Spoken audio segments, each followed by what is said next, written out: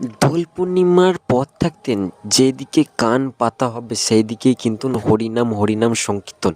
আর আজকে আমি চলে গেছিলাম হাওড়া জেলার আমতা তাজপুর বুড়ো হরিবাসর। আর বুড়ো হরিবাসরে প্রচুর নাম ডাক রয়েছে। আর গিয়ে দেখি কুঞ্জ মঞ্চ যেটা সাজানো হয় মাটির বেদি করে, এই কুঞ্জ মঞ্চকে সাজানো হয়। কাকুরা কিন্তু সেই দিন কাজ করছিল। শুক্রবার দিন যেহেতু অধিবাস আর শনিবার দিন থাকছেন হরিনাম সংকীর্তন। প্রায় হরিনাম সংকীর্তনের দিন প্রায় 5,000 ভক্তর সমাগমের অন্নকূটের আয়োজনও রয়েছে।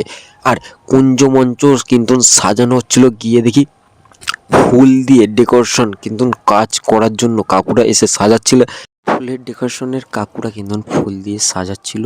আর সাথে কিন্তু আসতে চলেছে শনিবার দিন আগত উলুবেড়িয়া উদয় পাল সম্প্রদায়। আর তোমরা এই উদয় পালের হরিনাম কতটা শুনতে ভালো লাগে। আর এখানের ডেকোরেশন কিন্তু খুব সুন্দর সাজিয়ে তুলেছে, যেটা হলুদ বাসন্তী কালারের। সাথে কিন্তু ভোগের দর্শন রয়েছে।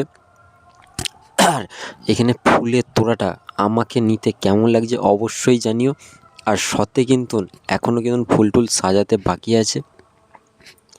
আর তোমরা কারা কারা ফাইনালি আমার ভিডিও দেখছো অবশ্যই কমেন্টে জানাতে ভুলো না। আশপাশে হয়ে থাকলে অবশ্যই জানিয়ে যাও। আর এখানে কিন্তু রয়েছে বিশাল বড় বড় কিন্তু পেতলের জিনিস দেখলাম। এই প্রথমবার দেখলাম কিন্তু ওইখানকার পেতলের বড় বড় জিনিস রয়েছে। আর আমার ভিডিও কেমন লাগে অবশ্যই জানিয়ে যাও। ভালো হলে অবশ্যই লাইক কমেন্ট সাবস্ক্রাইব করতে, পেজটিকে ফলো করতে ভুলবেন না ফেসবুক থেকে হয়ে থাকলে। আর जब प्रभु आपके साथ है तो हर विपत्ति संपत्ति बन जाएगी। विश्वास कर लीजिए, हर विपत्ति तुम्हें प्रभु के नजदीक ले